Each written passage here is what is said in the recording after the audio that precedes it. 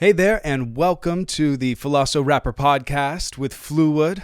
This is our first inaugural podcast, and I could not be more excited than to share it with the guest that we have on the program today. He is a healer and a medicine man, a facilitator of healing that was the first individual I encountered on even my journey working with this. So it's truly a pleasure to be able to sit here and speak with this shaman today. So if you want to learn a little bit more about how to heal yourself and raise your consciousness and understand how you fit as one with all, then this is going to be a great episode for you to dive in and see what we have to offer here on the Philoso Rapper podcast with Fluid. We also got Tokyo Louie in the house. Say hello to him, Tokyo. What's going on? Tokyo is our resident fact checker and overall MC and sports commentator. If you're going to get any sports on the show, it's going to be coming from Tokyo Louie. Live updates, real time. All right, so join us here for this first episode of the Philoso Rapper podcast. Can I be a Buddha? Can I be a Buddha? Eh, oh. Can I be a Buddha? Can I be a Buddha? Eh. Can I be a Buddha? Can I be a Buddha? Can I be a Buddha? Eh. Nice, Mark. Thank you so much for joining us here today in the studio. You're welcome. And I've said this repeatedly. I really enjoy having conversations with you, sharing generational views of the same subjects and events, and gaining insight, from your perspective, seeing how you have changed and grown since the few years that I've first met you. And we had kind of a jump before this week where we reunited.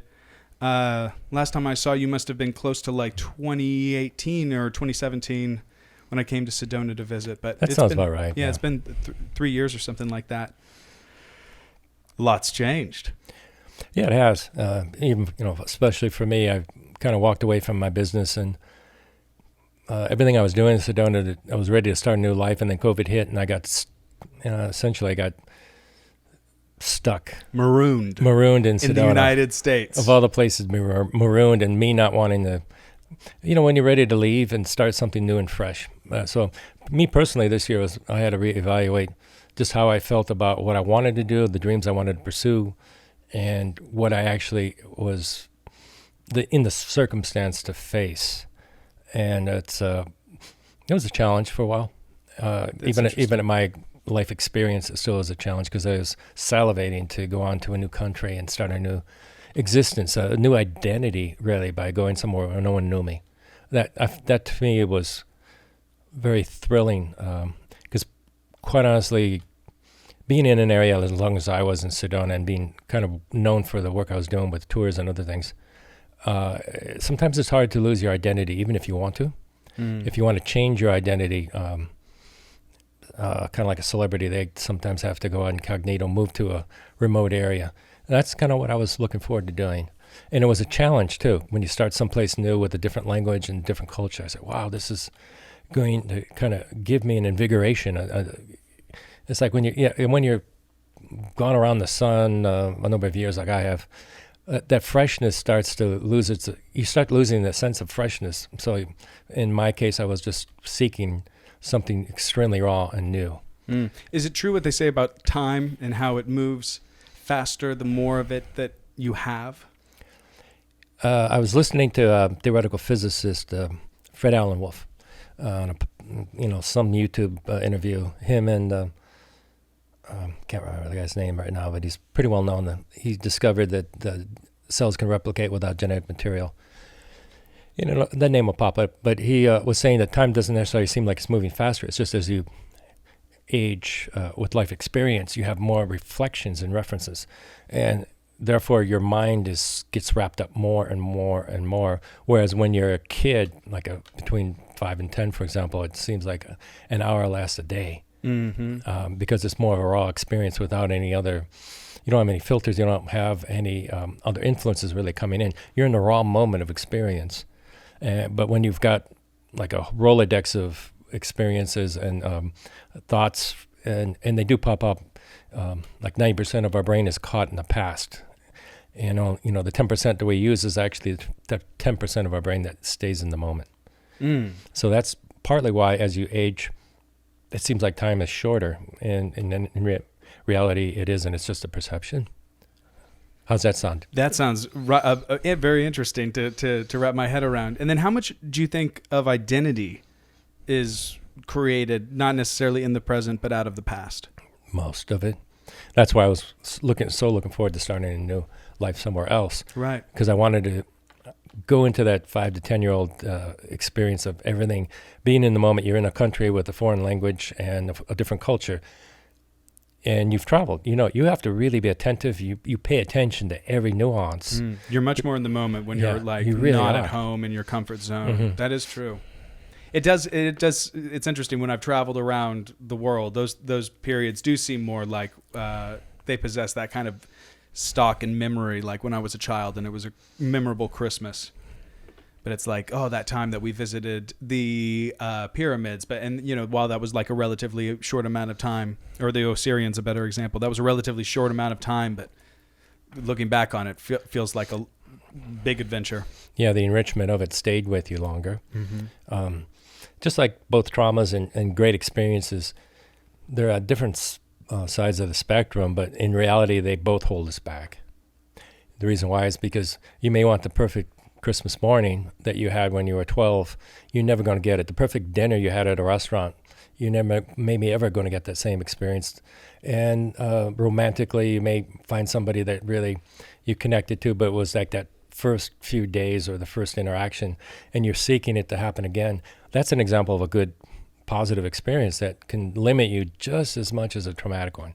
Sometimes they're harder to get rid of because the trauma, you go, okay, I got to deal with that. It was a problem. It was a crutch. It's been something that's been haunting me. And people come into medicine essentially to do work on that, those types of things too.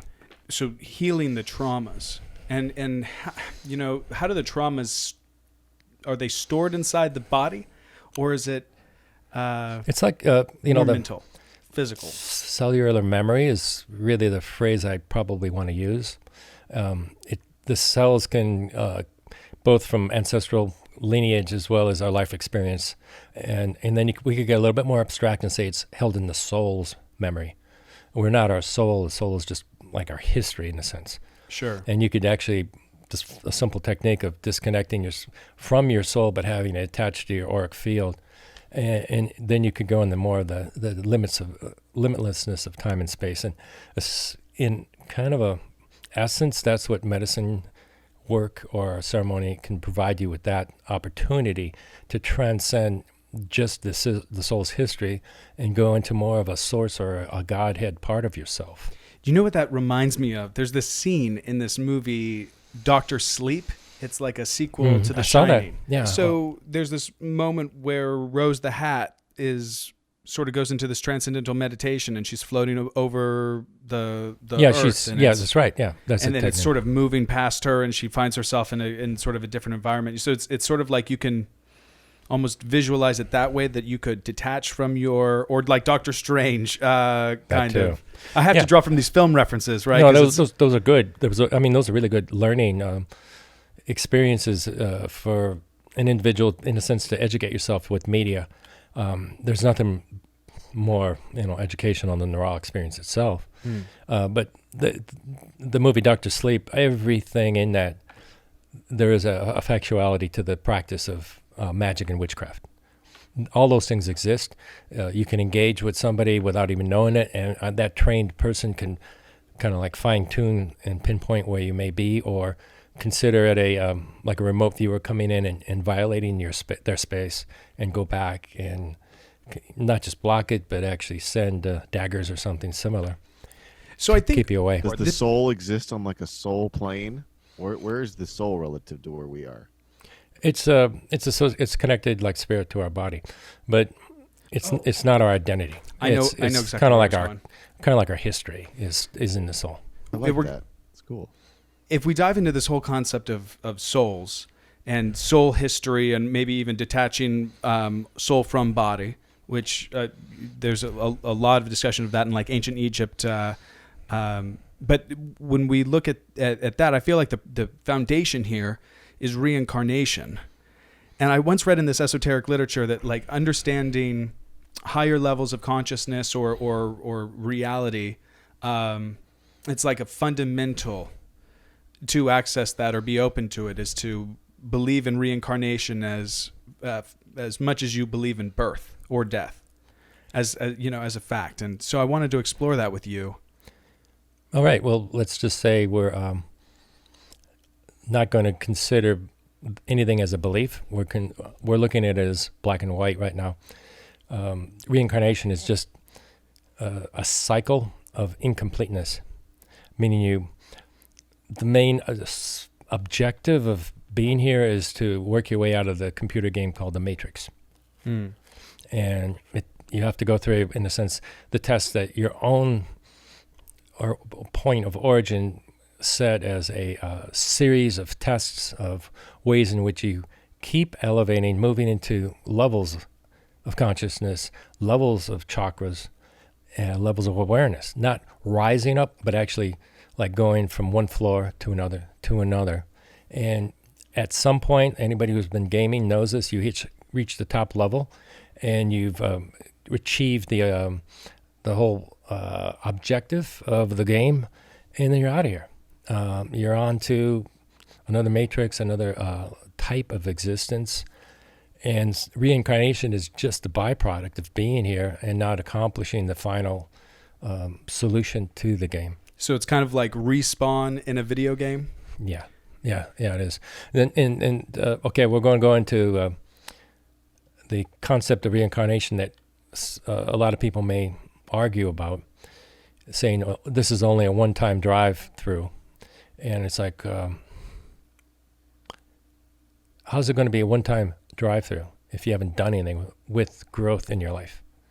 It's like you're just punching a clock at a factory, and you're going to be recycled right back. And it's almost like cosmic logic. It's like, really, you're just going to go through, watch TV, sit on the sofa, eat bonbons, and that's it for your life? No, it really isn't. And that's why I say cosmic logic. It's not even a belief system. And so many cultures believe in, of course, understand reincarnation process. The Book of the Dead, both Tibetan and Egyptian, talk about it extensively. The Tibetans, or the monks, I should say, in Buddhism, will do rituals. So a person may not, or they may be able to bypass reincarnation after they've passed. But that doesn't work either, because the Dalai Lama keeps reincarnating. So it's not the easiest of tasks to so-called make this ascension out of the matrix. Just like a really tough video game, you really got to be a good, skilled person to get through it to the final outcome and pass through. So you're looking at life because it's a nice metaphor as a video game. Challenges, tests, ways in which you could overcome obstacles. In many cases, you yourself, your higher self, has set all these obstacles up in order to test your mettle, to make sure you've reached a point where you could go into a next stage closer to a source or Godhead position. Because as you move up that ladder of ascension, your powers, your abilities to influence are extremely increased. And so if you don't have the maturity, you don't have the manner and I want to say the dexterity, if you will, spiritual dexterity to manage these things, you could be dangerous to yourself, dangerous to anybody you engage in psychically, emotionally. That's why the path at certain points becomes more monastic. People that reach certain levels of this type of awareness know that they can't interact with people the same way. They can't engage with people emotionally anymore. They engage in it from a disengaged manner, so that they don't cause, in a sense, collateral damage to people. That's interesting. That kind of reminds me of like the concept of Spock's outlook in Star Trek, or what they talk about the Buddha, where you sort of acknowledge the validity of both sides and the necessity of both to have them, and so you're detached, not invested in the one side versus the other, but just watching the game. That's kind of like when people reach levels of mastery. They don't view anything from darkness or light.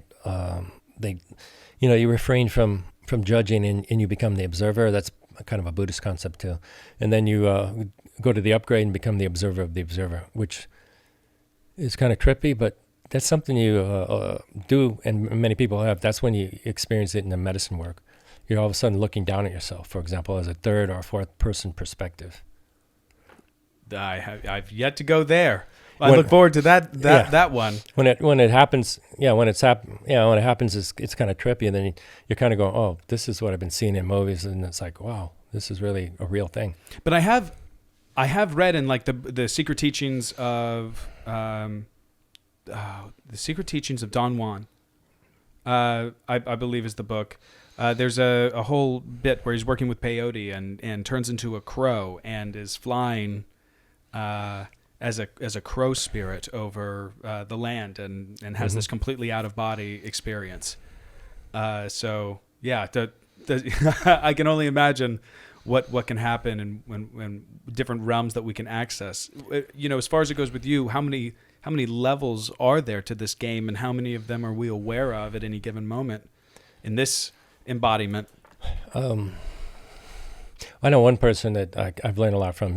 He's into the thousands of chakra levels, but at the same time he has to come back into. Wow, we have like 7, and he's in No, it's the starter is kind of like 7. the starter set. Yeah, the Your starter. initial Pokemon is Yeah, you've got to go through different, in a way, different initiations at each chakra level. I'll give you a quick example. The first chakra is nature, plants and trees and the earth. The second would be like insects, and third would be reptilians and animals, and fourth, and then you go into angelic connection.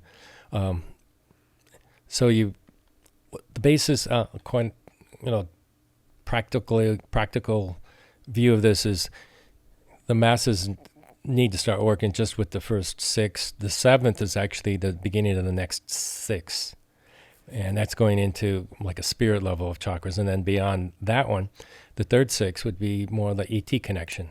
Oh, so that's the 666 like. Of course, yeah, that's what Crowley talked about, he wrote about, I should say. And that's a misconception that the 666 represents anything evil. It represents actually going beyond even the collective influences of ET groups. And I know it's maybe a little bit far-fetched, but this is what the podcast is bringing to light, is a different view, maybe a broader view, based on my experiences too. Well, I love that. We have to dive back into the ET groups, but before we go there, I want to talk about still hash out this reincarnation thing, because for those that don't believe, there's just a couple things that I want to visit. In Tokyo, you can pull this up. There's this concept in ancient Egypt of the Ka and the Ba. Merkaba, yeah. Yeah, and then the Mer. Yeah, the Mer, the Ka, and the Ba. And then together that all formed the Merkaba. I'm assuming you know more about this. I'm rather novice in Well, this. it's the Merkaba is like a geometry that's we can encompass around ourselves, and then you become more of a field of energy as opposed to a personality. And that's the other, let's say, kind of like grade school aspect of spiritual growth, is you learn that you're not the identity that you see in the mirror. And that's kind of maybe good Buddhist philosophy too, is you become the observer, and this is a vessel that the higher self or source is experiencing through you. That refers to like the Godhead. Yeah, I call it source now only because, nomenclature. There's a lot of baggage with yeah, God. So if you just say source, then it's a little bit easier for a wider audience to digest, if you will. Yeah, was it Alan Watts described it as infinite versions playing hide and seek with itself, infinite interpretations of reality manifested in life. And then getting into this concept of like soul being detached from body, I think that this is where the Merkaba comes in. Tokyo, can you fill us in on what the Ba and the Ka are? Here we go. The Ba was your personality, whatever made each person unique that was not physical. So your humor, your warmth, your charm. Okay. Okay. And the Ka, they believed every ancient Egyptian was born with, and it was uniquely theirs. That's their soul? And it's sometimes represented in hieroglyphics by drawing a little person standing next to a picture of the same person drawn much larger. That could be more of the spirit. Yeah, the spirit. Okay, that's a great way to The define soul that. is more of the personality, which is based on experiences that have occurred in our incarnations here. And I'm assuming the mare then relates to the flesh? It literally means Merkaba translates literally to light, spirit, and body. There you go. Light, spirit, body. So the mare is the light, and the ba is the body. Oh, that makes sense. Ba, body. And so it's your mare and your ka separating from your ba. Which is the soul. It's this symbol, this geometric symbol. Yes, then this would be the also map onto the pendulum that I use and It's wear right. on my neck. Yeah, people you'll see it all the time now in artwork as well as ancient artwork. And when you look at like Drunvalo Melchizedek, who also lived in Sedona, wrote a series of books, The Secrets of the Flower of Life, and talks about exploring the Merkaba through meditation. And Allison, my wife, also experienced the Merkaba in a meditation. I've never personally experienced, but she described it as spinning. Yeah, the top of her was spinning in one direction that was actually opposite of the direction that the bottom of her was spinning. Yeah, one represents coming into the material and the other goes up the spirit, and masculine, feminine balance, having those two flowing through equally. So then, and the way that Drunvalo talks about communication or achieving and communicating with other entities, is largely leaving the ba or the body through the Merkaba as like a spinning. The vessel It's a vessel. transcends time It's like and a light. spaceship. Time and space. It transcends time and space. Yeah. That's interesting. Yeah, and when you reach that point, it's not as complicated as you may think. Then you've achieved being in timeless and spaceless existence, and that's when real awareness, in a sense, kicks in, and you can have a lot of journeys and go places without affecting your physical body. Wow. That's important to be able to not bring the soul and spirit connection with the physical body, because it could cause side effects, in a sense. That's probably the simplest. Detachment, and then not being able to. Yeah, and just having it re-embody on periphery of your physical body, so that the physical body doesn't get targeted. You go someplace where you're intruding, you're trespassing, and if your spirit and soul are connected to body, then your body's going to take a big hit. That's one reason, and going into other parts of the universe, you can't take those parts with you. You need to just have that. I'll just call it the level of awareness. I mean, in that place of awareness, you could go really way beyond anything we could even conceive of as far as travel and goes. Then does that just start doing like as above, so below, and it just like as we does it just fold in on itself continually and bigger and smaller and bigger and smaller? I guess you could. I think you probably could use that as an example. You get to the 10th, 12th, 15th floor of a building, your perspective of what you're looking out at changes, doesn't it? It's no different with this, in a sense, going up the ladder of spiritual growth. No real difference between the two. And so does the point of death and the beginning of new life through reincarnation, that's the moment of ascendance potentially on a rung of the ladder, or lowering on a rung of the ladder? Yeah, I call it reassignment. Reassignment. Yeah. You may go to rehab in the I was just about to say. higher levels of hell, pandemonium, or you could go to the lower levels of heaven. Either place, you get some rehab, and then you get assigned a new contract to come down here for new growth and new soul purpose, if you will. Nickname soul purpose. How many levels are there? Beyond anything I could tell you, as far as numbers go, and that's something I've learned along this path, is there's hundreds and thousands maybe of chakra levels, because we're talking about going back to the beginning, the source of everything, and we're part of that source. So I know it's a finite number, I just don't know what it would be, and it's really immaterial with our discussion, because it's what difference if it's 100, 300, or 1,000. It's just getting to that point is what we're trying to do. So, yeah. It's interesting to me, because we all, I don't think that we necessarily go this deep on a normal basis of understanding how we're composed of different aspects of even what we consider ourselves to be, or our identity. Well, it's a personality, spirit, body. Yeah, it's just this is my life, and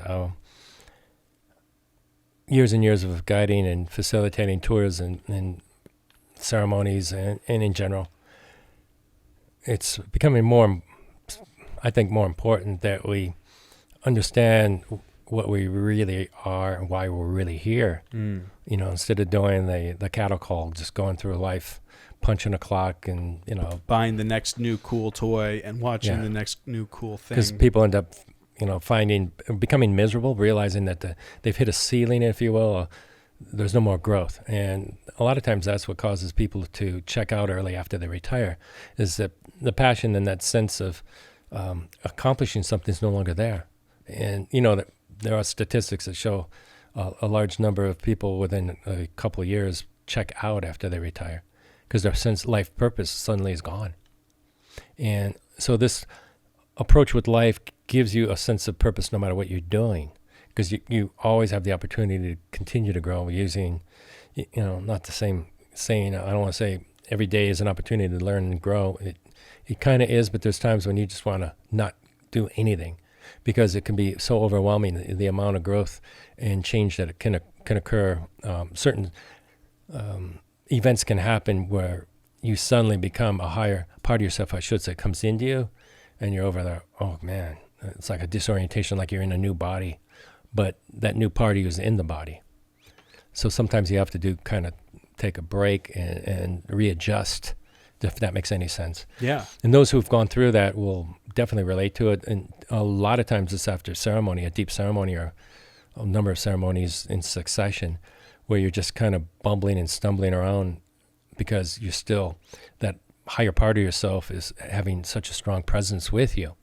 And then, of course, everyday routines going back into your life, wherever it may be, causes people to get, in a sense, dragged back down, dragged back into the monotony of what they had been doing. So there's a lot of discipline involved internally when you have a etheric, uplifting, enlightening,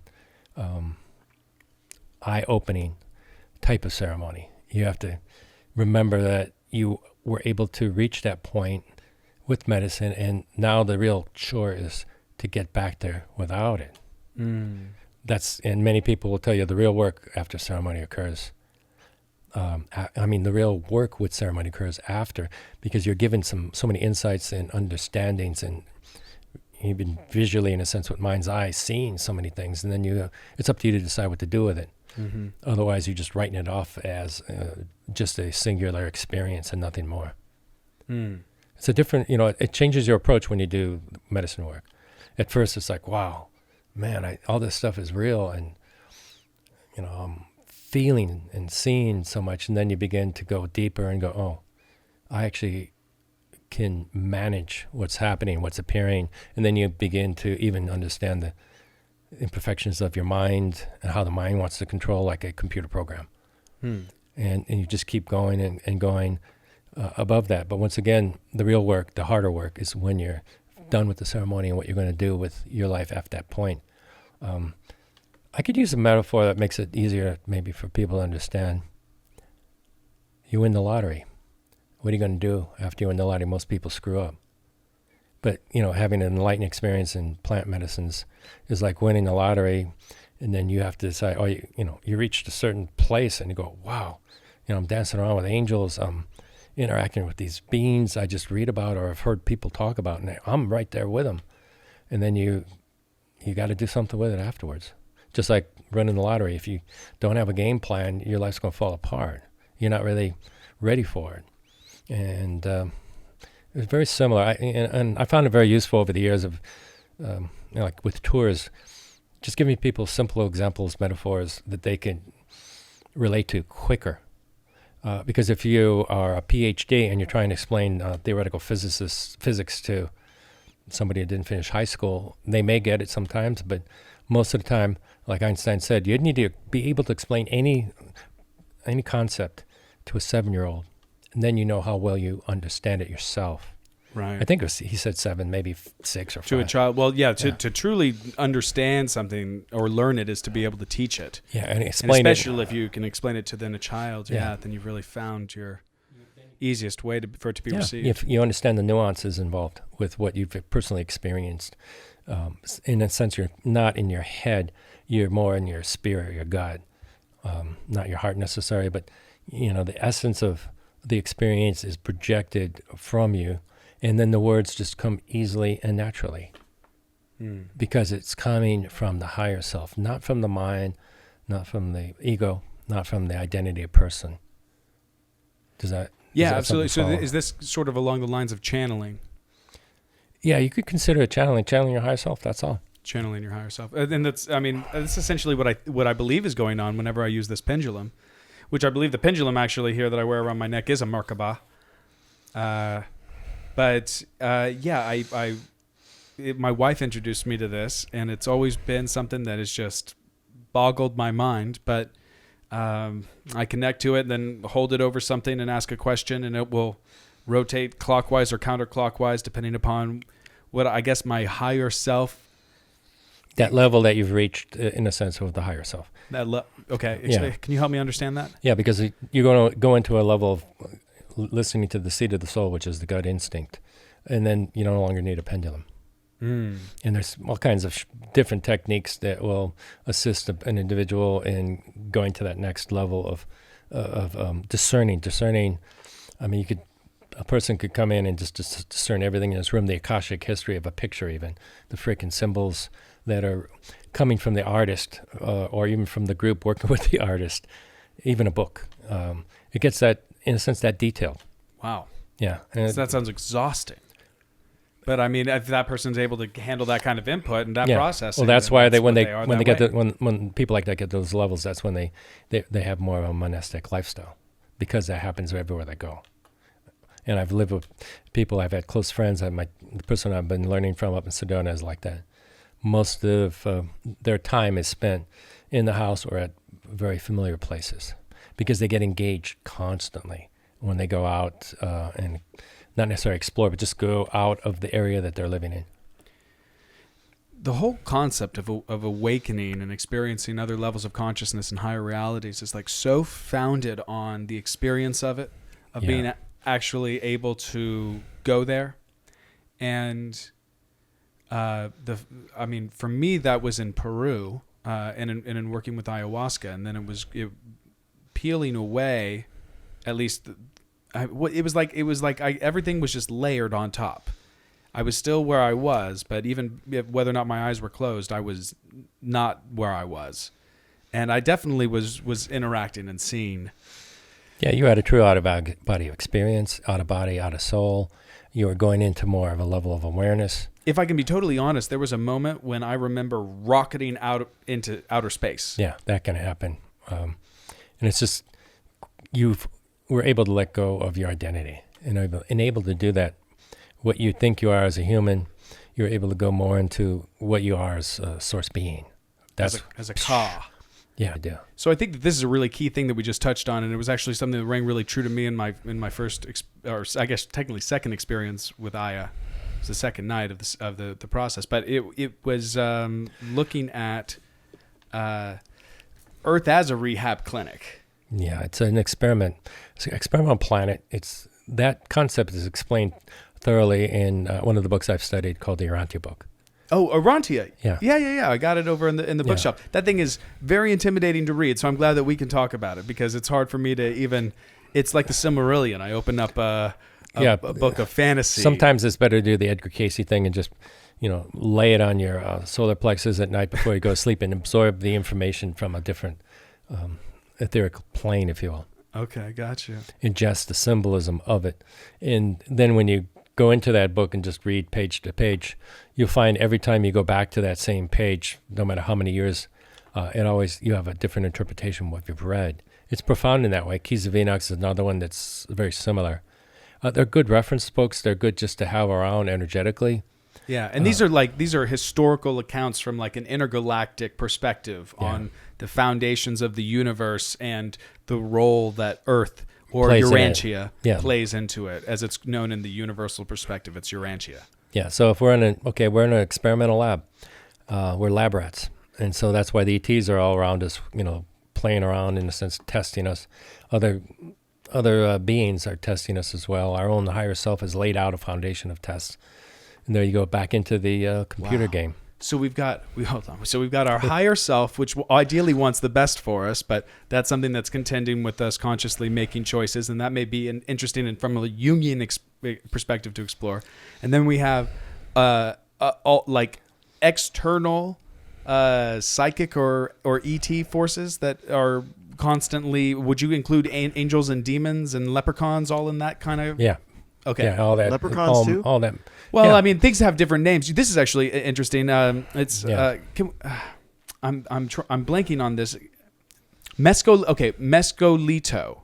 If we could look up the Mescalito is an entity that you will encounter on mescaline, and I think that he also talks about this in the Secret Teachings of Don Juan, and it's very, very similar in description to like a goblin or a leprechaun. So they're the kind of the ideas that you encounter and have experiences with plant medicine, and archetypical visions manifest. Yes. And then those are, get folklore and names and everything and sort of fairy tales slapped on top of it. But they are entities that people in completely disparate circumstances will track similar encounters and experiences with.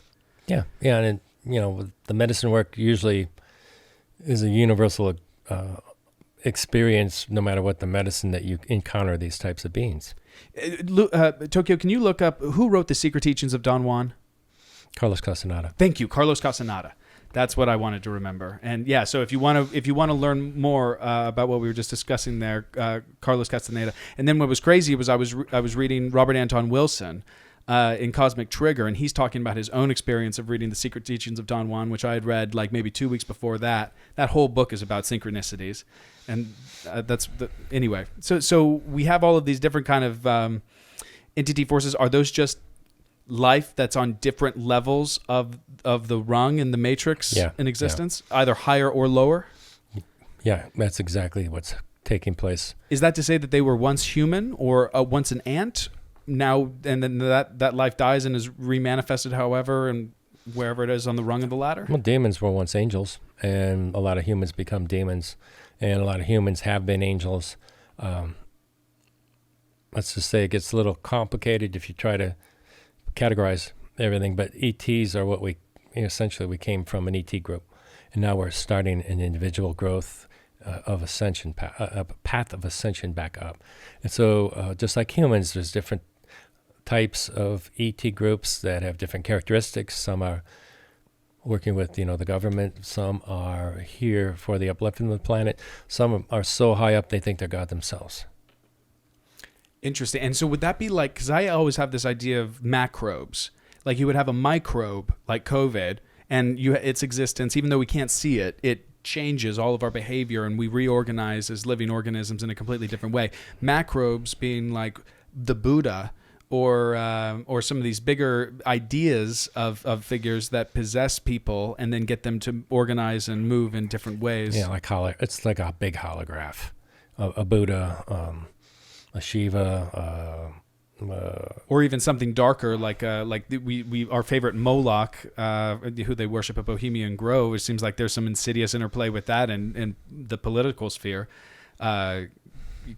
It's interesting how these things like interplay. And then I feel myself like people don't have ideas have people.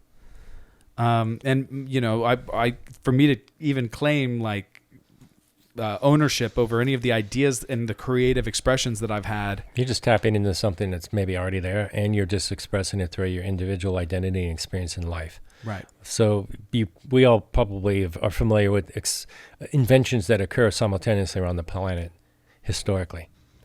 And there's something crazy like that with September 11th, that there was like this spike. That was the random number computer. The random Tokyo. Can we look up that story, because that was such an interesting thing that really speaks into this concept of collective consciousness. Yeah, it's the random number project that was done by Princeton. Princeton. Yeah, Stanford had one too, and it showed like hours, maybe a day before 9/11, that all the numbers started coming in sequence. The Global Consciousness Project. Oh yeah. Yeah, it's a real thing, and what it's a good point to bring up, because that's what's happening now. Is that some of us that are aware of what's going on with the planet are being asked to contribute to the upliftment of that by our own internal growth, our own personal growth, I should say. What are you finding, Tokyo? You're saying it's crazy. Yeah, it's an experiment to begin in '98 as an attempt to detect possible interactions of global consciousness with physical systems. There you go. Yeah. Oh. Somehow we're all interconnected together by some... Yeah, neural net, a massive neural net, if you want to call it a massive matrix. We contribute it in some small or big way. And to what degree do you like see all of that matrix as it's rooted in starlight, right? Because we're all orbiting this sun, this solar source that I would, like Akhenaten brought all of these Egyptian deities together into Aten as this monotheistic, first example of monotheism in human history is the sun deity with all of these rays like outreaching hands. And I just think about the role that the sun plays in with Earth and with manifesting light and with all of that wave energy just over time being the infinite expressions of the Godhead. But is that to say that the sun and light is the energy matrix itself, at least in this level of consciousness? That's the best that I can go. Yeah, it's a gateway or doorway into further paths towards the central sun. That could be the opening out of the matrix, as far as we know, or as far as I know. I mean, that's interesting. Physically, if we looked at it, from a physical perspective, that solar central sun, I should say, would be the out, and then all of a sudden you could be in a new matrix, and which probably is the case. Or you go through a black hole and you're suddenly in a new... Yeah, it would just be in a new environment. Maybe time or space more so than matrix. Kind of like you get your PhD and you move on to new studies at ground floor level. What's so interesting to me is that I even take this and what the Egyptians would talk about in terms of the underworld or the afterlife and the gates of the Duat leading to an ultimate afterlife. And then I'd even, these concepts in Norse mythology of... what is it? Is it 6 realms in Norse mythology? Checking.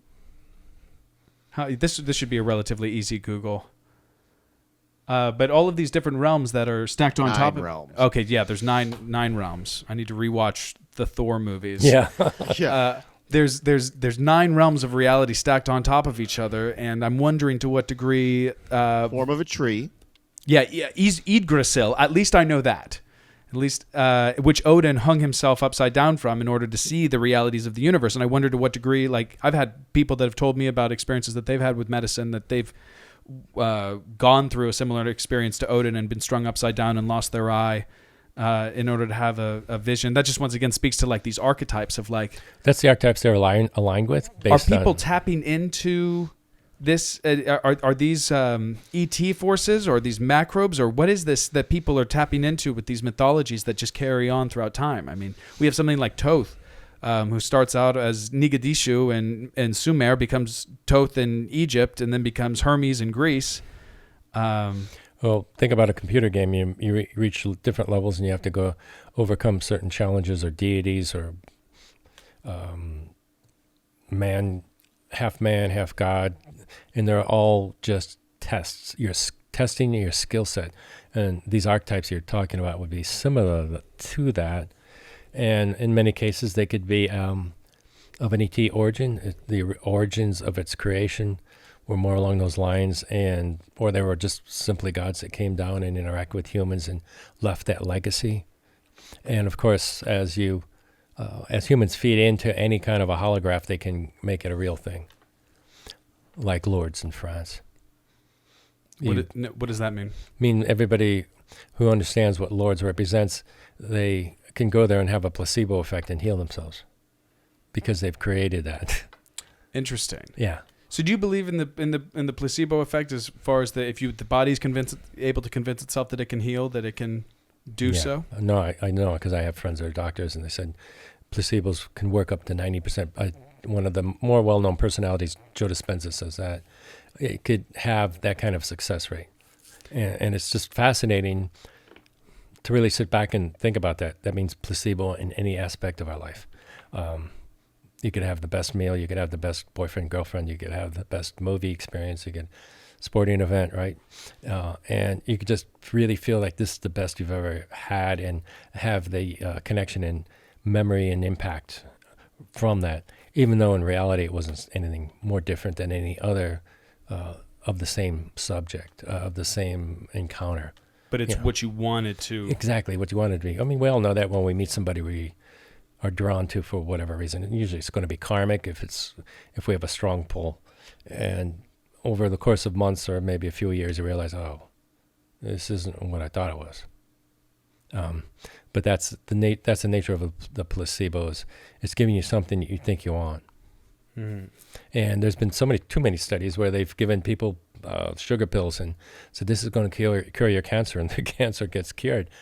And then the patient reads something about the side effects of this medicine, and then they suddenly bring back the cancer. It can be that profound. That really speaks to dis-ease as disease. It's kind of exactly like that. There's so many hidden aspects to illness and sickness. I'm speaking for myself. I was a cancer survivor. Oh, really? A lot of it's just emotional.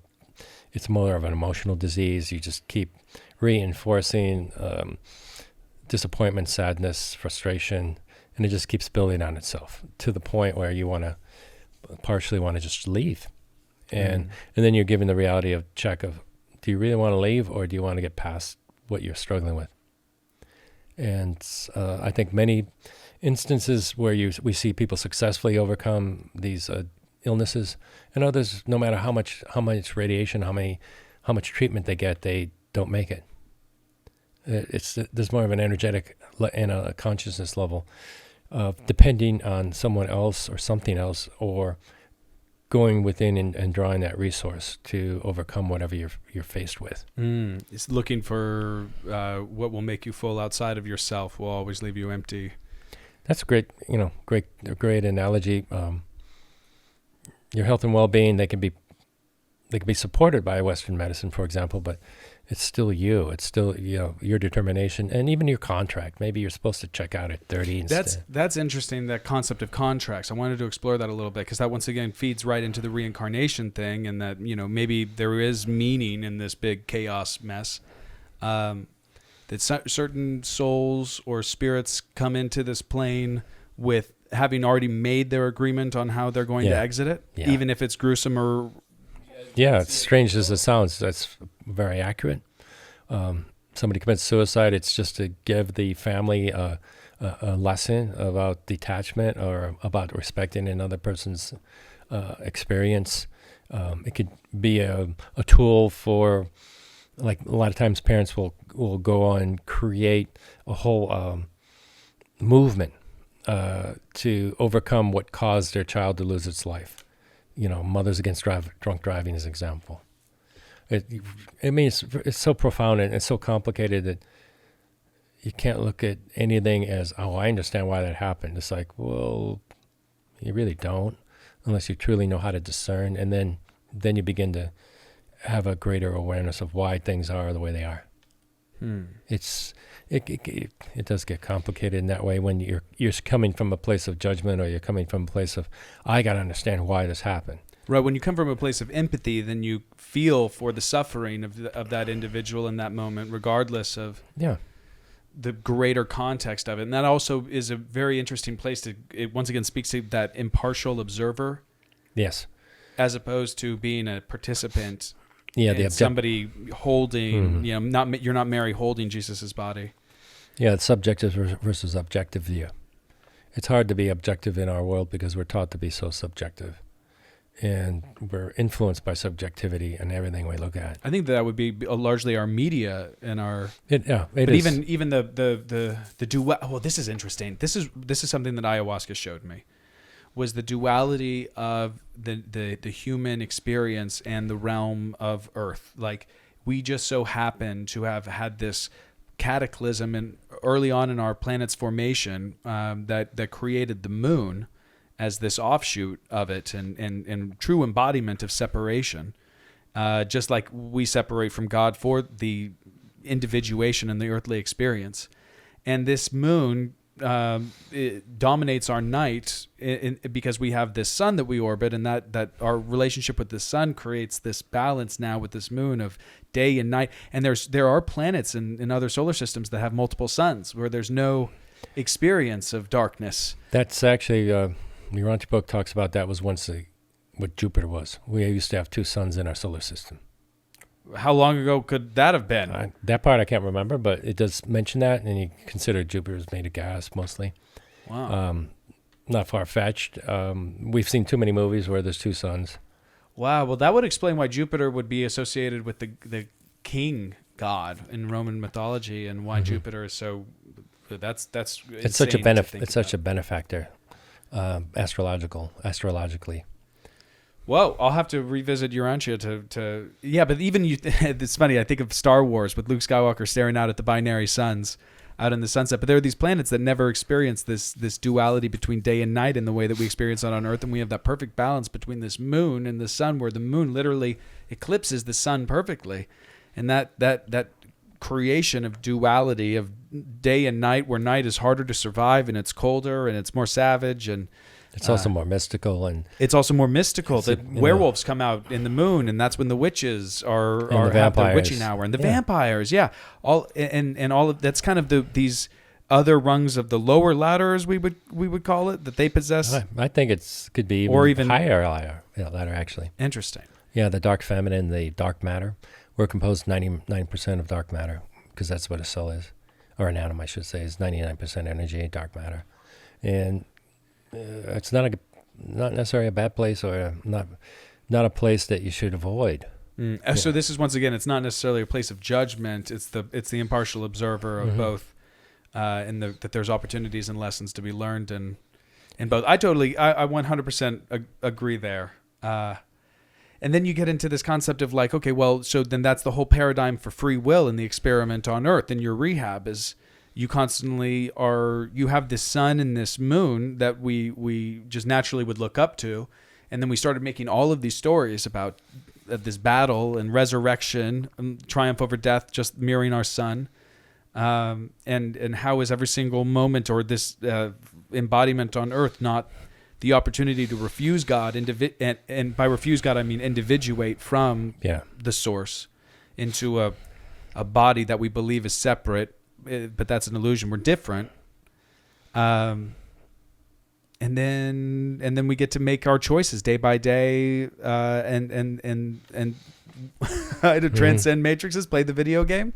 And then when we die, put another quarter in, or is the quarter put in for us? Do we get the sovereign choice of whether or not we die and we want to just go and now be reconnected with God and or whatever the source is in heaven? I think we have to reach certain levels of accomplishment to do that. And just saying I'm going to do that isn't enough. You have to actually do it. And as you begin that process, you develop that knowing, that awareness of the expansiveness of everything, influences that come and test you and challenge you, or try to hold you back even. It's a skill set you just develop with time and effort and discipline. And it can be taught, but you still have to do the day-to-day grind. Just like if you want to change your body, you have to do various disciplines, force yourself to do something you may not even want to do. It's no different with spiritual growth. You're going to have times when you just have to force yourself to do the simplest technique, the simplest foundational work, in order to make that greater advancement. Wow. Yeah, it's. And so then the idea is to self-refine and transcend into oneness, but not even. Not even, yeah. It's just to keep playing the game. You're just getting into a different lobby for a different kind of experience. And as you go through it, you begin. You really understand each level of consciousness that you reach, each level of awareness, in a sense that you transcend into. Awareness can go pretty far out there, as you know, but the level of consciousness may still be, second or third floor when you've gone to the penthouse with awareness. Well, that's what the plant medicine can provide you with. So the plant medicine can even show you the route. You have to have the discipline to go there and do the daily grind. In order to get there. In order to get there, yeah. That makes a lot of sense. I remember when, after the first encounter with ayahuasca in Peru, it was coming to reconcile with the fact that there was the spirit and my ego, and that I needed, that I was being called eventually to transcend into a place of spirit and and ultimately compassion and just mutual respect with everything, all living things. But then there was my ego that still wanted to do all of these expedient, self-indulgent things, whether it was, conquest in regards to relationships, or it was conquest in terms of career. There was this whole concept with ego of just wanting to build something. Like I was just a little beaver in a dam, and then I had this absolute dedication while I had this time on the planet that I just needed to construct something. But that was everything. My ego was this whole construct, and it was showing me that you would never find a square in nature. Look everywhere, and you'll never find any right angles or flat, even surfaces. The square is this construction of the ego, while everything in nature is way more fractal and abstract and complicated, and yet we sort of box ourselves in this human experience. And that's probably due just with our evolution and the various ages that we've gone through. Now we're in more of a technological age, which actually is opening up a pathway of understanding all these profound concepts through the games and through fractal imagery on videos and even frequency sounds of music. We're, in a sense, using technology to climb up the ladder. Yeah, the funny thing was that after the experience, I didn't want to leave my box. I actually, once we got back from Peru, I ended up breaking up with, now my wife, but she was my girlfriend then. And it was like, I felt that authentically I could only make the transition from ego into spirit once. Well, that's the ego telling you. That's the mind telling you that. But do you think that you can go to that place of going into spirit and like understanding that all and then go back to being selfish? Like once you've had your mind. Yeah, I feel like you can only, like me as an artist, I could, once I made a certain decision, it was like, well, I can no longer rap about like objectifying women. Like what how does that I'm just perpetuating this toxic masculinity that now I'm awake to. So it's like, well, no, I can't go back. So if I want to have this experience of like, being led out on stage with the chain leash around my neck with a bag over my head, and then the lady takes the bag off and kisses me before she gives me the microphone, it's like, well, I better do that before I'm trying to be one with the spirit. And you know what I'm saying? Well, it's also the ego's telling you this is what you have to do. Ego is a sense of surviving. It's an identity. And each level of consciousness we move into, not rise up to, but move into, there's going to be a level of ego there. The ego has, in a sense, have to have a purpose because it's a surviving mechanism. And understanding it's a surviving mechanism and not identifying as ego is the great challenge, especially at your age. When you say ego is a surviving mechanism, is that just because your ego is tied to your mortality or your death? Yeah, you need an ego to survive in this world. Otherwise, you'd be walking around naked trying to, figure out what to eat.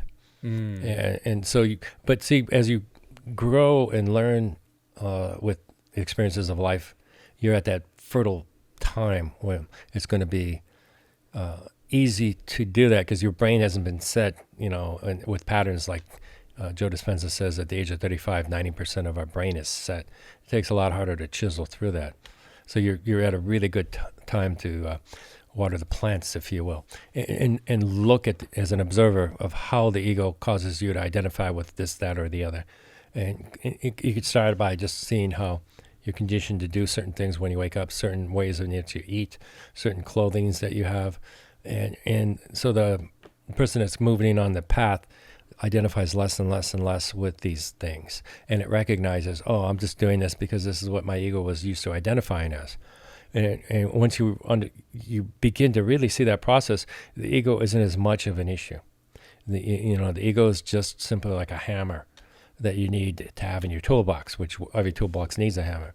And you look at it that way. And there's sometimes people are always talking about killing the ego or forget that. It's not going to happen. Right. Because at different levels, you still need to survive to get through these tests and challenges. I think it's just a concept of the ego needs to be checked.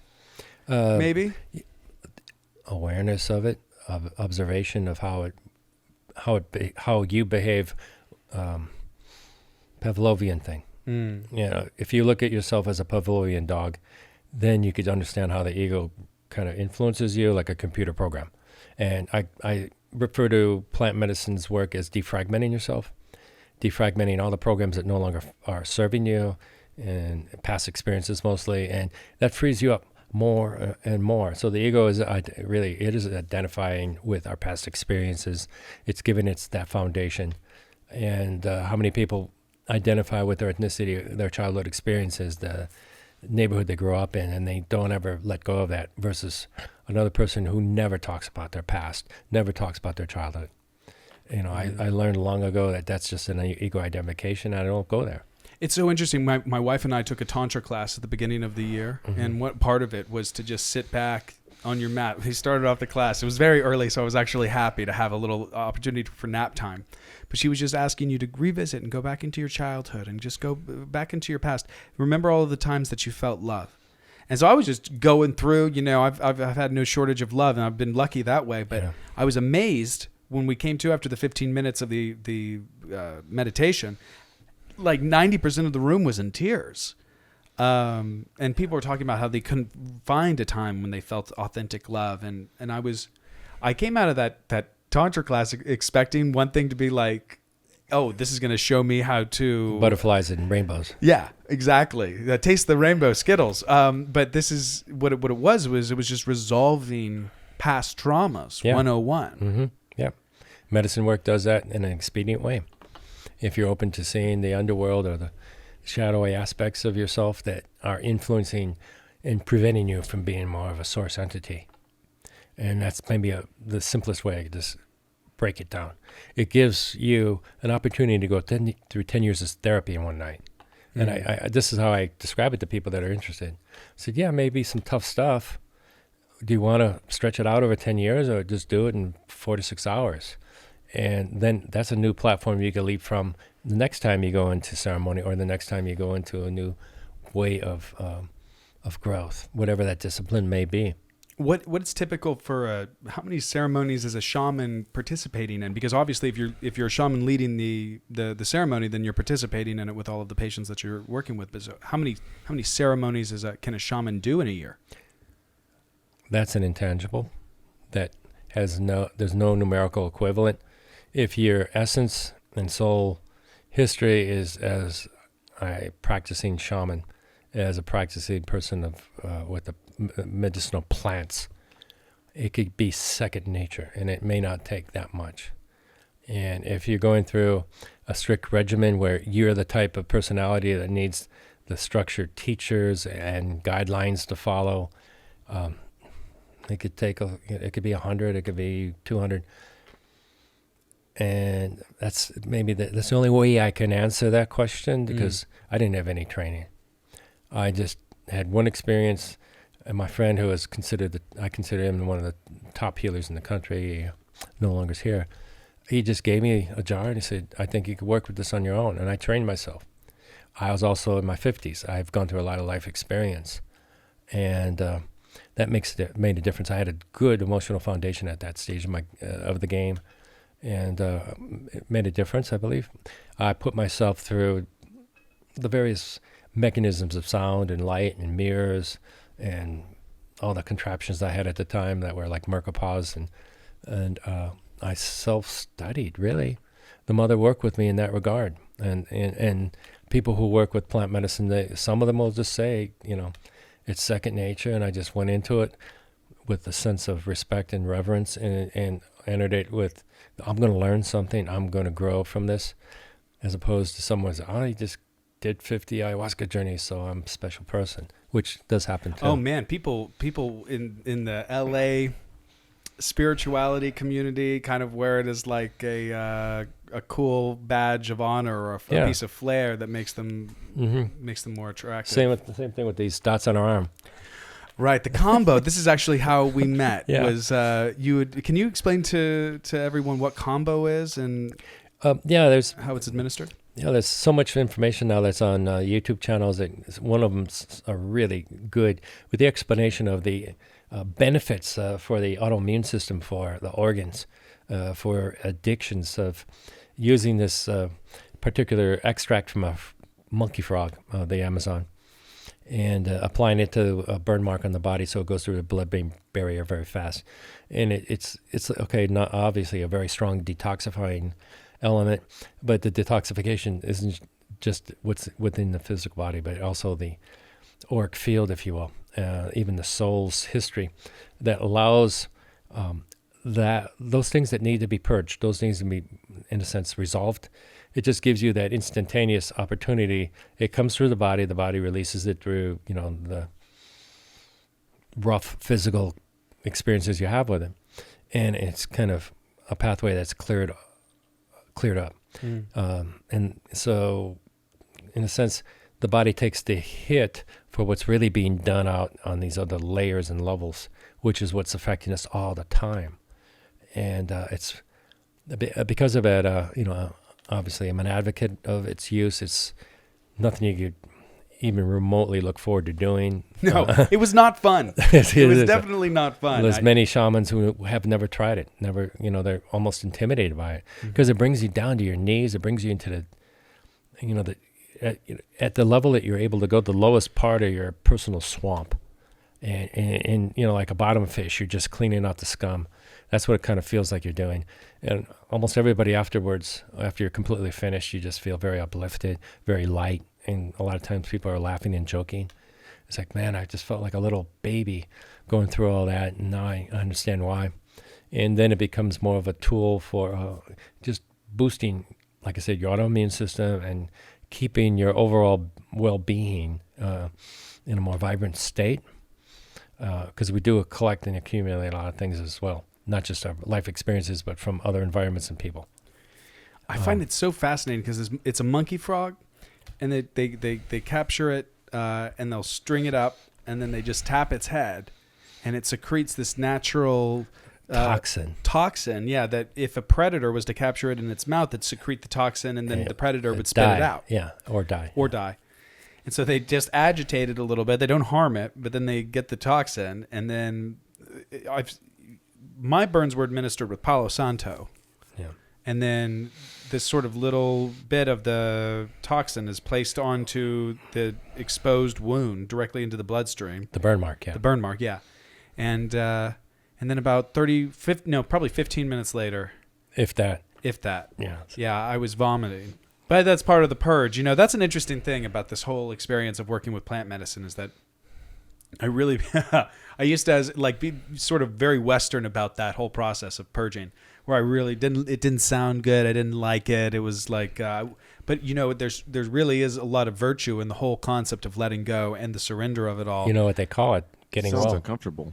Well, it is, yeah. But that's what growth is. It's this interesting thing. And people wouldn't seek that out unless that's what they're looking for. And with addictions especially, it's a quick fix. Do a series of that, and you could overcome a lot of addictive issues. Iboga is another example of breaking through strong addictions, because these addictions start from outside the physical. There could be karmic, even from previous existences, experiences, and lineage of family, or whatever cellular memory, and you're just, in a sense, giving.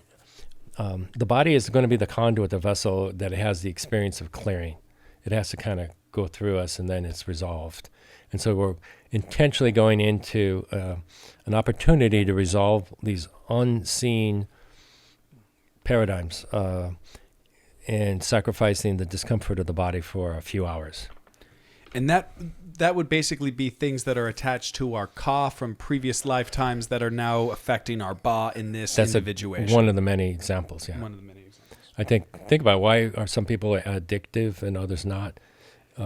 It shows up in astrology charts, so there obviously is a karmic connection with addiction, and in a sense, the cycle that an individual is meant or wanting to break through. And the frog medicine is a great opportunity. That ceremony is a great opportunity to address the source of that addiction. Of course, it may come back, but once again, this is a discipline of follow-up. Yeah, well, what happened with me was that it showed me that I was the prisoner sitting on the key in my own cage. And although unfortunately it didn't in the long run cure the addiction that I was seeking to cure with it, I only did it once, and I wasn't Once again, my thing is when I get taken to these places that my wife will will bring me into. Mm-hmm. I'm initially I was tagging along, and just ready to roll. Yeah. Why didn't you look below you? Why didn't you see the key? Well, no, I did. Here's what happened. What had happened is that I got up and I saw the key, and I used it to briefly exit the cell, and then I was like, oh. This is crazy, this real world. Like, they don't feed you in here, and all my books were in my cell. And so then I just went back into the cell, and Guess I what that relocked the was? door. And That was your ego.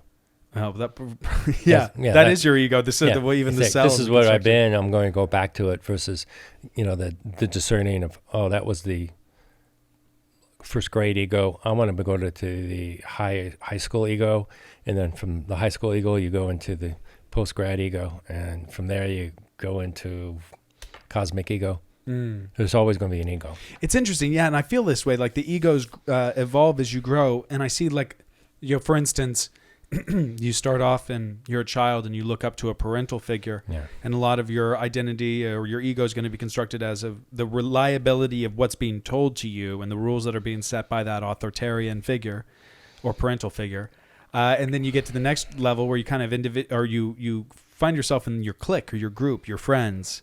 Yeah. And then you're separating from the parents, and you want to be all, Don't have anything to do with them, actually. yeah, exactly. And now it's like, no, parents don't understand. And then you start to really define yourself as your identity and what your group is.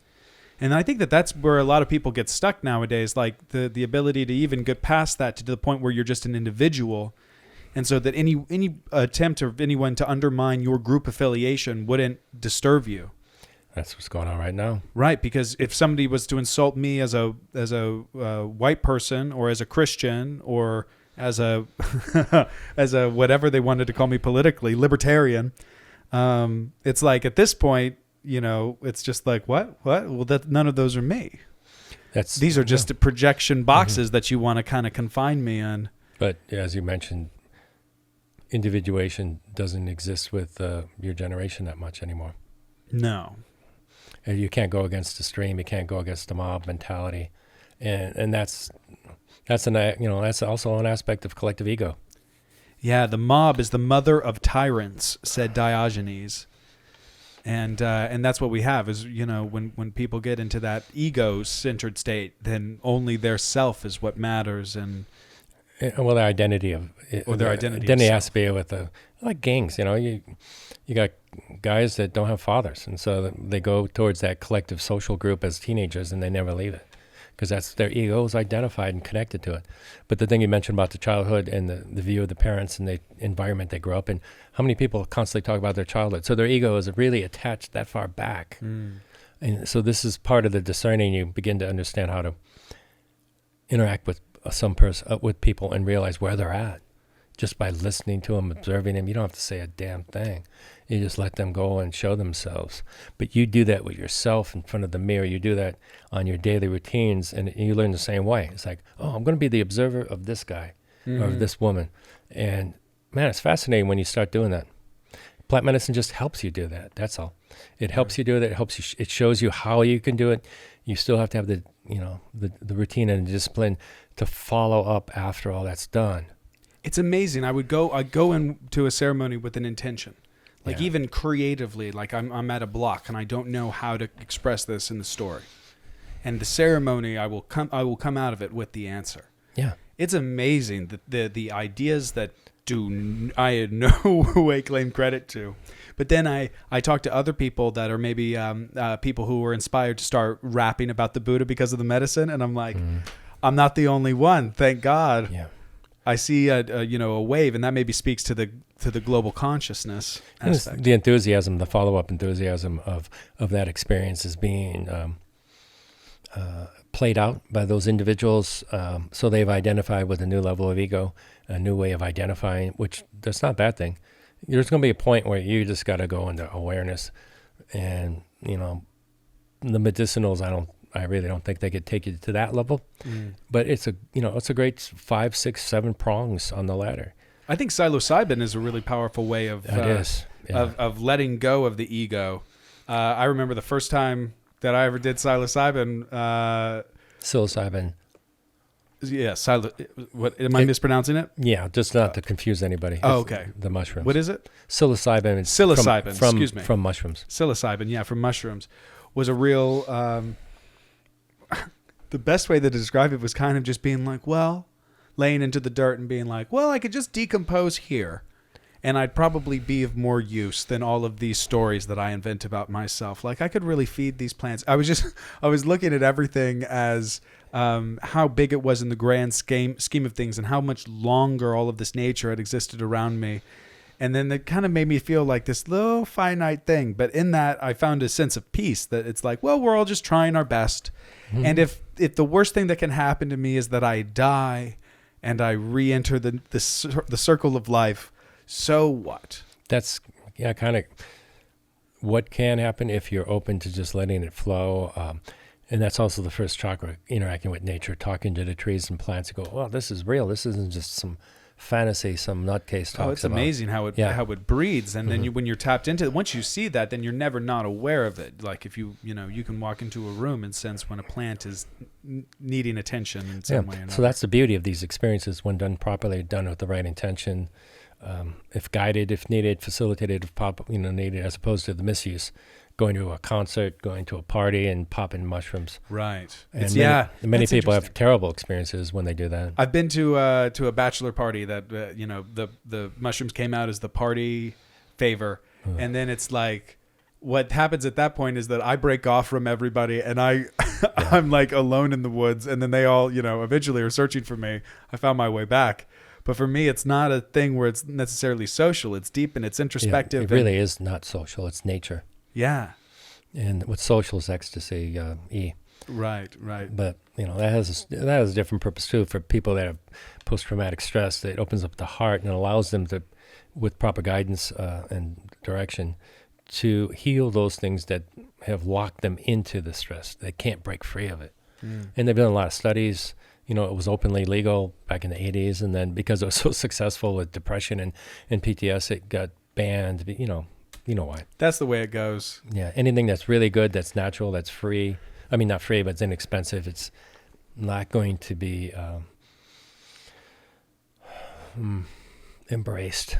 Right. And we know why. I'm not going to go into why. Sure. If you want to know why, research Tim Leary. And so when it goes to like working with the medicine, it's not only like getting clarity into current life issues, but it's also looking at past lives. Oh yeah, you could go into past lives. Have you ever had quite a few? Really? Oh yeah. Could you tell me about one? Just somebody I may have known. I could see how far back it goes. I could see maybe a heartache that was associated with this person in the past, and of course me with them.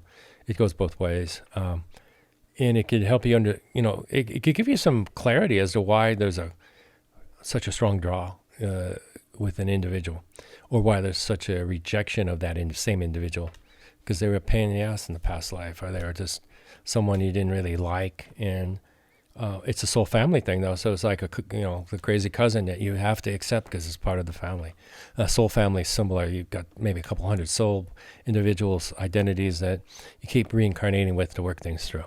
That's it's interesting. It speaks once again the whole past life exploration. I've had like a couple of glimpses. Probably the most interesting one. Well, I had these experiences as a child when I was about 2 or 3, when as soon as I could start talking, I just would not shut up talking to my mother about my past life.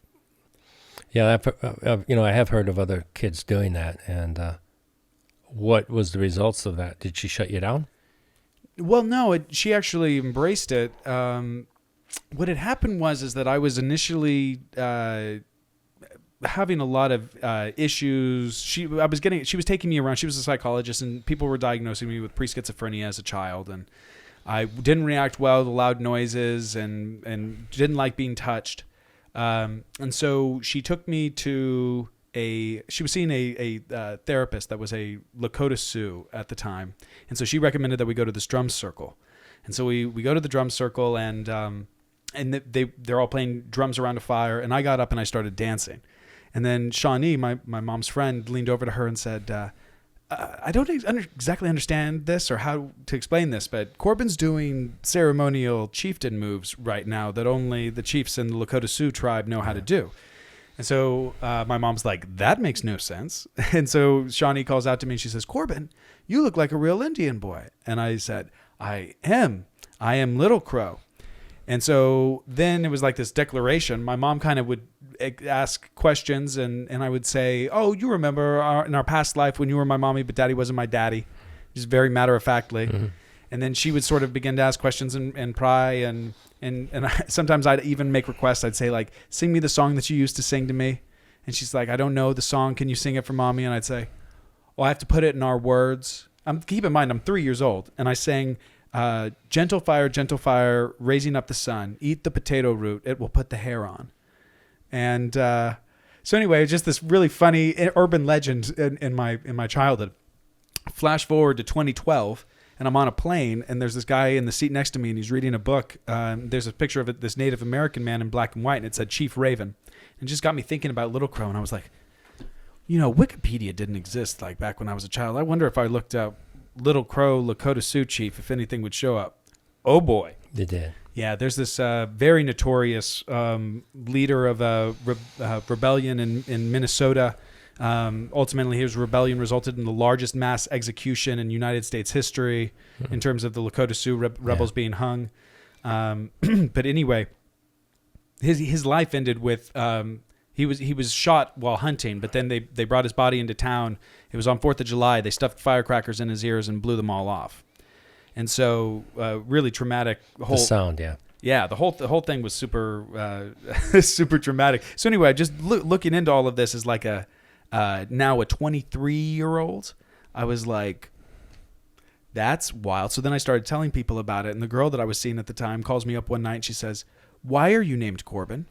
And I'm like, oh, my mom named me after a Korban, Korban. It's like a Jewish offering to God. My brother's Anthony's a gift from God. I'm an offering to God. She didn't want people to misspell it, so she named me Corbin. She's like, go on Ancestry.com and look up what Corbin means right now. The Lakota Sioux are called the Lakota Sioux because they traded with the French. In French, Corbin is, it's Corbus, is crow, but with the suffix in becomes Little Crow.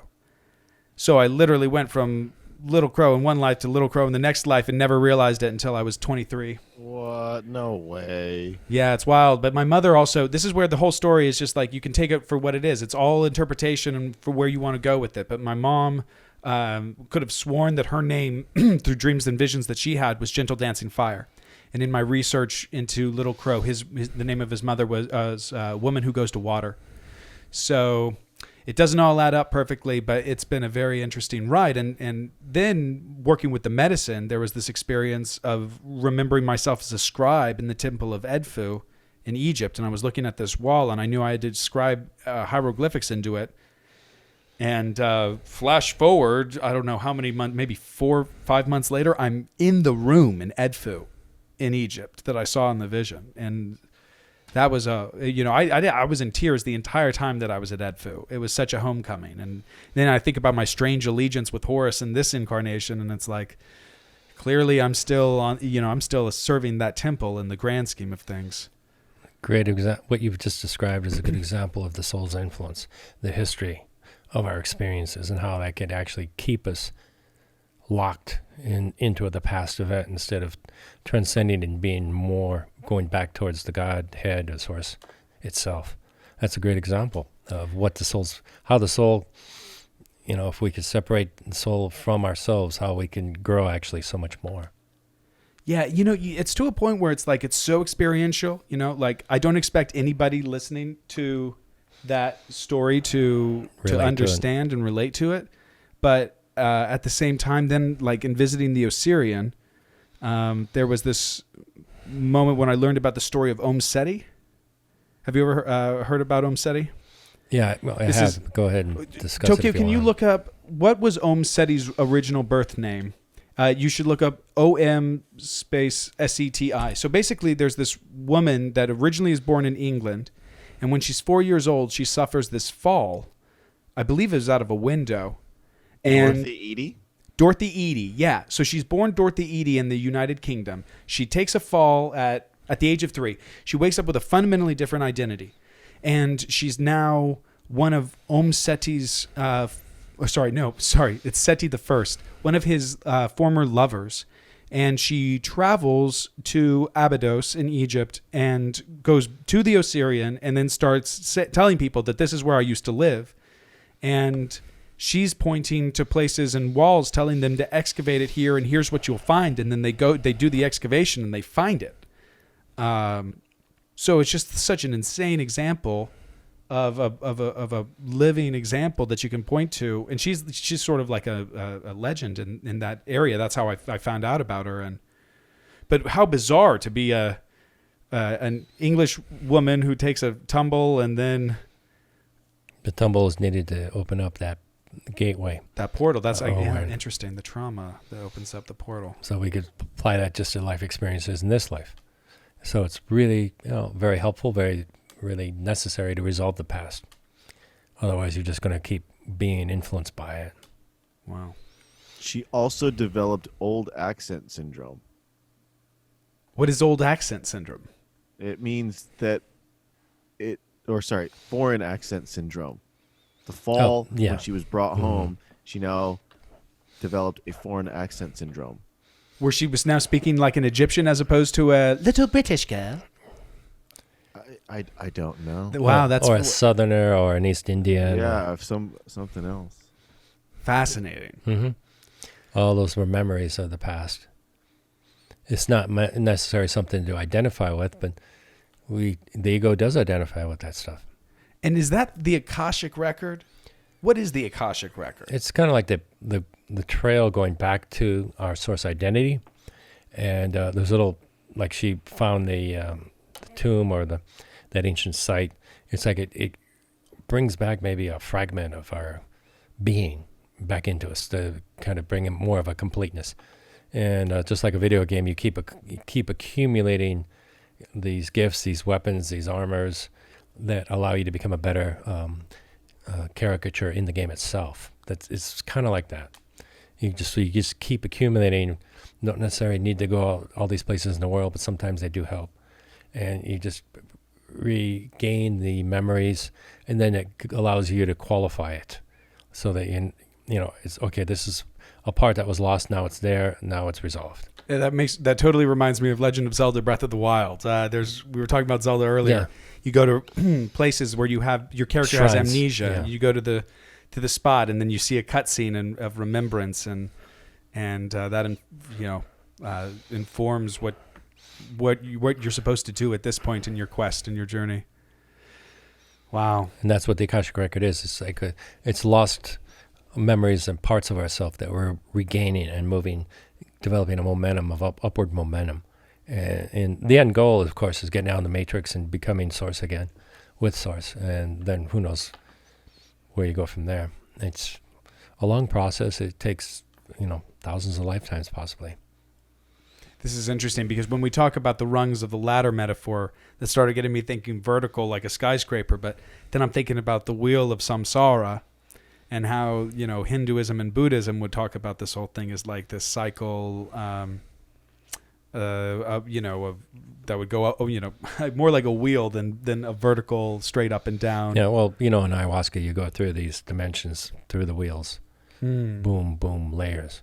I just use the ladder reference or the skyscraper references because it's easier to reflect on. Right. So it's more like moving through portals than it is, ascending through a skyscraper. This is, I when I got rocketed into space, I saw a Star of David, I saw a cross, and I saw a star and crescent. And it was almost like... Those are the religious paradigms. But it was almost like choose your own heaven or choose which tunnel you're about to go through. Past all of them. Or go past all of them. I don't think that I don't know which one I ended up in, but where I ended up was inverted. In earthly existence, everything is gravitated onto the sphere. But everything was on the outside of the sphere looking in. Just like Dr. Sleep. Yeah, actually. Looking at the orb from the stratosphere. Yes, actually. Yeah. Mm-hmm. Yeah, very similar to that. It was fascinating. And then I'm looking at spiral entities.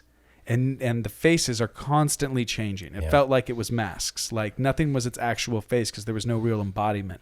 There you go. It made me think of how precious embodiment is in this universe, like actually getting the opportunity to be in the meat the suit. opportunity. We take it for granted, but actually is probably a great gift.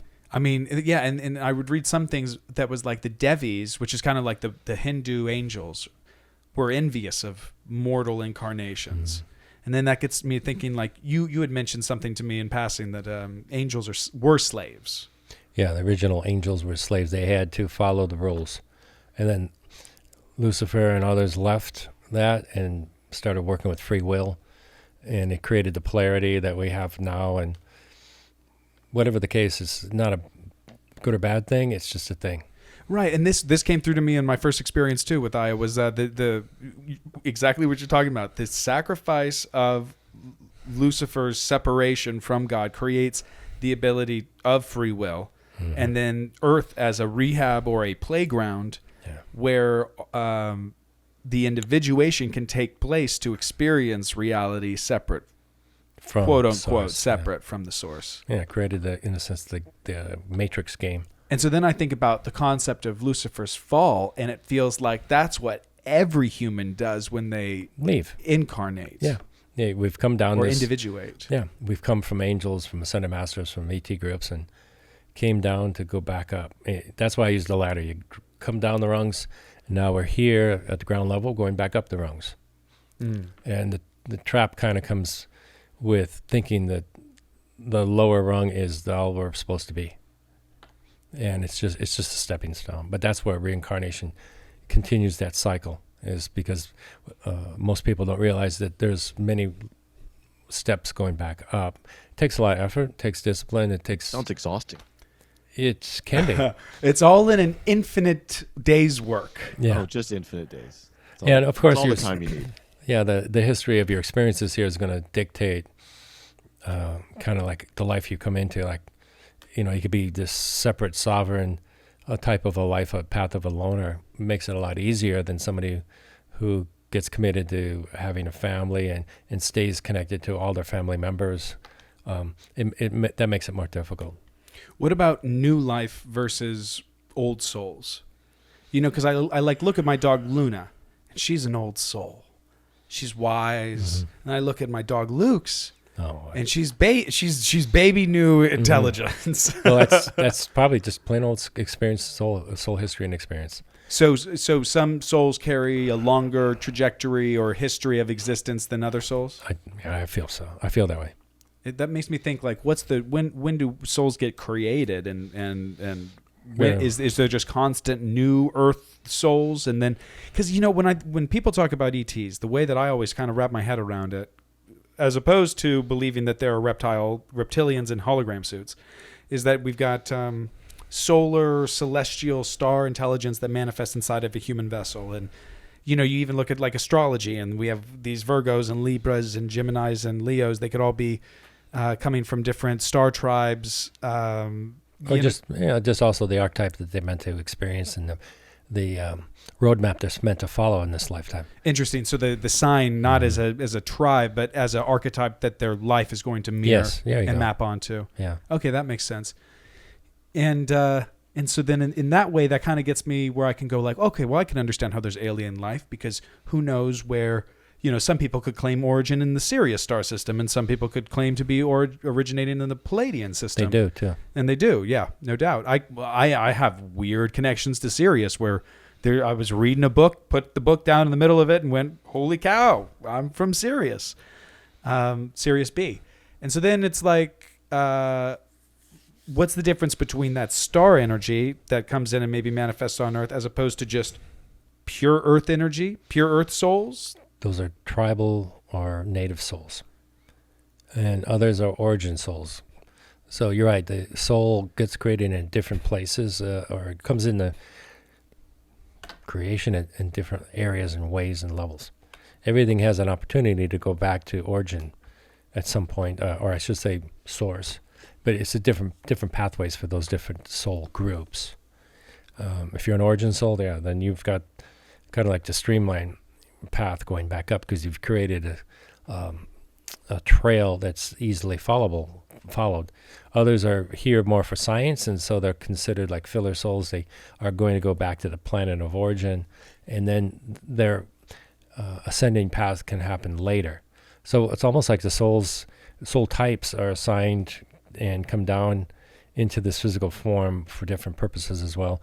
So we'll say a tribal or origin soul, the native soul, is kind of the protector of the earth. Those are mostly indigenous peoples. Or they could be a white person, or a person from a Western world country that has still the essence of being connected and protecting the earth and nature. And it's kind of obvious when you are around those types of people. They have an innocence about them, more of a purity about life, the way they treat animals and plants and other things. And that's that kind of discussion is going into something that's kind of beyond probably the purpose of the conversation. Sure. Because it's getting pretty deep. No, we have gotten sufficiently very, very deep. Tokyo, have you been following along with this? Because I know that you're not really, one with or too privy to the plant medicine world. It's a lot to digest. It's a lot. It's a lot. But we always have to ground ourselves when we're talking about these things. Number one, it's going to be rooted in experience. If you're called to the experience to work with plant medicines, do so responsibly, and please seek out a shaman who knows what they're doing, and make sure that you're connected to nature. But there are these opportunities. Is there like a shaman certificate that people have to earn, or how does it work to become some a shaman? some of these, question. I have no idea. No, it's I want to mind it. I was waiting for you to ask a few.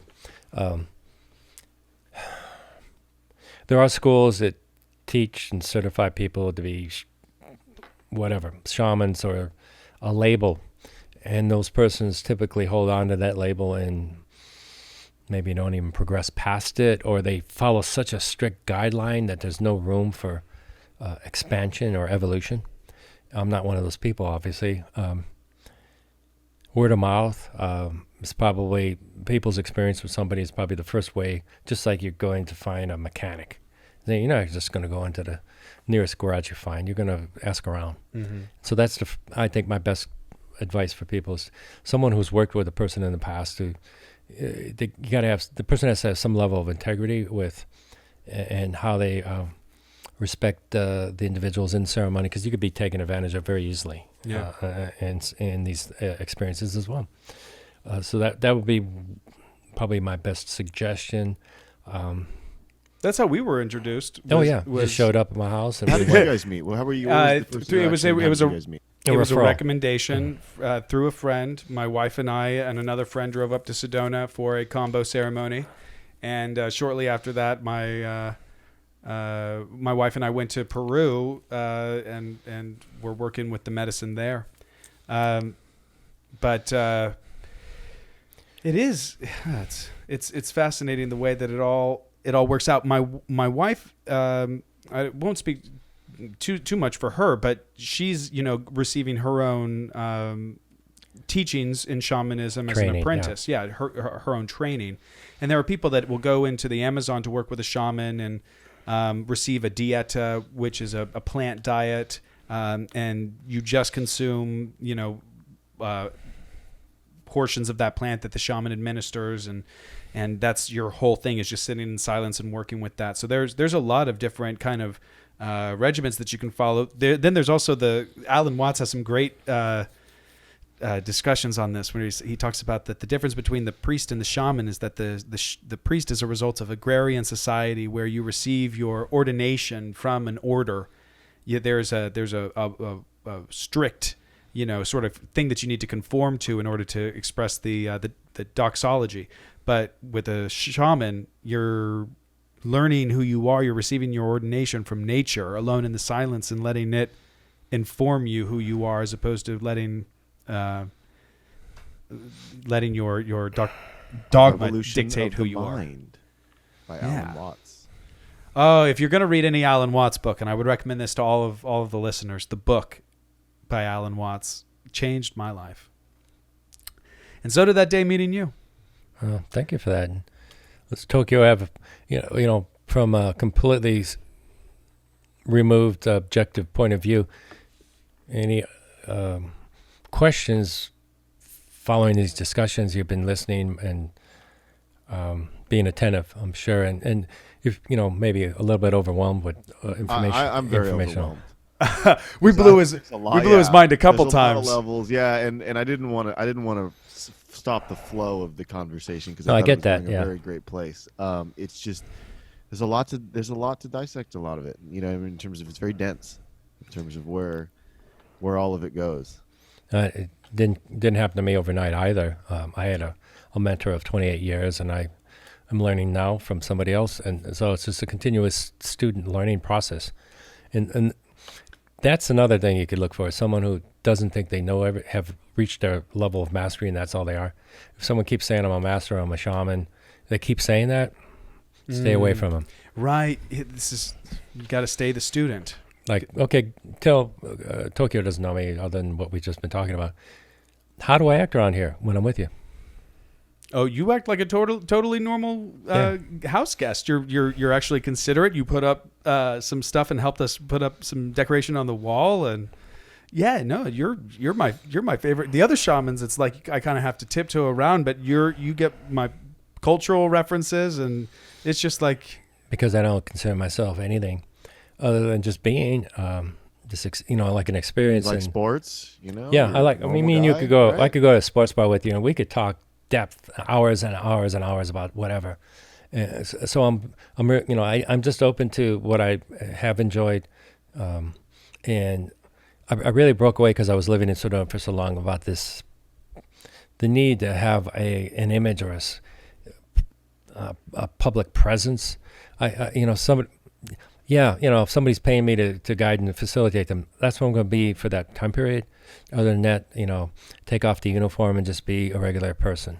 And the shamans and the Buddhist monks, the others that I've crossed paths with in my years and years of this, the really good ones are just regular people. If somebody's pretentious and insisting that they're this way and that way, and they have this strict stuff, not to take away from what your wife's learning, but that's a red flag in many cases, because they're trying to be something that they're really not. And when somebody could look at you in the eye and go, "Hey, dude, how you doing? We're going to do a ceremony in a few hours. Any questions you have?" That's different. They're just, you're an equal. It's just that, facilitating. That's all. It is interesting. Well, what I will say is, like, there's different expectations for an apprentice who's working with them versus like a patient. Patient, you can be super accommodating. It's like you're going to administer this and you're going to start healing people. These are the expectations. I can understand how everything though needs to be flexible and adaptable. That's why I'm fluid. Yeah, and others are meant to be more disciplined because they're holding space for a lot of people. But they themselves don't expect you to treat them any differently. Right. That's the key. Is like they don't expect you to kowtow or whatever.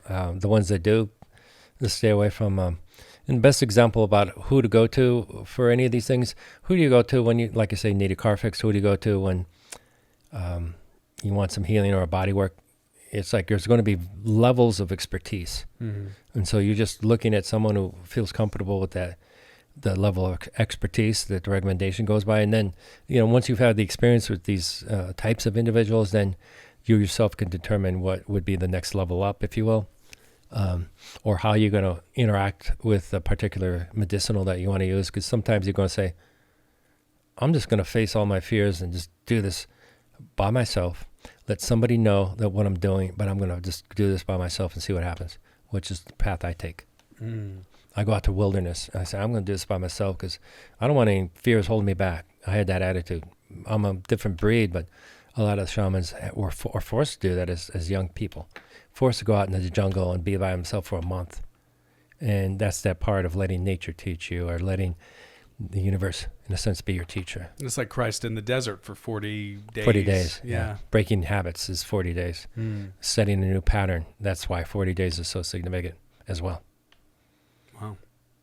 But once again, Tokyo, it's a free, this is, what do you call that, rap, free form or whatever? Yeah. This is free form discussion.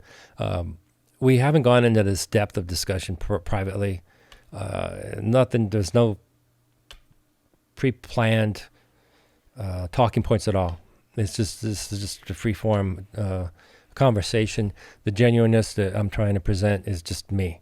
Yeah. My experiences are real. My understanding is real.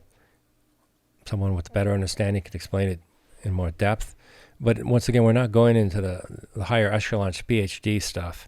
We're trying to just assist individuals that may be watching this. There's so much more to life. There's so much more to what they think they are. That's really the key. We're not going to get everybody at a PhD level. Humanity's facing massive challenges now globally, and sparks need to be lit. And this is kind of like the goal of everything you're probably trying to do. That's what I was about to say. Yeah, it's just I know what you're doing. I've been watching you, and I can express it a little bit more refined way because I already been there. I've done this for years. I light the sparks, and the people and the individuals whose sparks have been lit have to decide if they want to keep it going and turn it into a flame. We need people turning that spark into a flame now. It's that serious, actually. Which I'm not going to go into either. Sure. Well, no, I mean, in the year where there's been so much upheaval and chaos, and then also like government, declassifying and saying that, extraterrestrial, we have extraterrestrial, or no, not extraterrestrial necessarily, but we have crafts where we don't know where they came from. All this stuff gets exposed and come to light. And I think that the reason that I wanted to create this podcast is simply because I don't know. And I find actually a great sense of security and strength in the fact that I don't know, because then I'm very free to just explore and live. You're open, yeah, and question. I really wanted this to be a place where it could be an open forum, where we could. I mean, that obviously Tokyo's here to make sure that we're not getting too crazy out into unfact-checked world, and also maintaining our feet on the ground. But at the same time, we can open up portals for ascendance and little moments that potentially spark that interest. Epiphanies, yeah. Well, Mark, it's been such a pleasure getting to talk to you here and dive into this, and I hope that we can invite you back later on down once we've been doing this for a while. But I'm just so grateful that you're the guest on this podcast and a guest in my home right now, because it's always been great to learn from you. And I'm learning from you, as I keep saying. Oh, thanks. It's great having you on the show. All right, everybody. Well, that is it for our first episode of the Philoso Rapper podcast. If you like this, then I please ask you to become a fan of this channel. Tell your friends and family about it. Become an advocate. Like and subscribe. You know the whole gist. We're starting something new that we really hope can be a beacon for the bodhisattvas in the world, and for just the questioners, or the people who want the insight, the people who are critical thinkers. We do this all for you, and we love you. So thank you, Mark. You're welcome. Thanks for inviting me. Thank you, Tokyo. This is Fluid out. Can I be a Buddha? Can I be a Buddha? Eh, oh. Can I be a Buddha? Can I be a Buddha? Eh. Can I be a Buddha? Can I be a Buddha? Can I be a Buddha? Eh.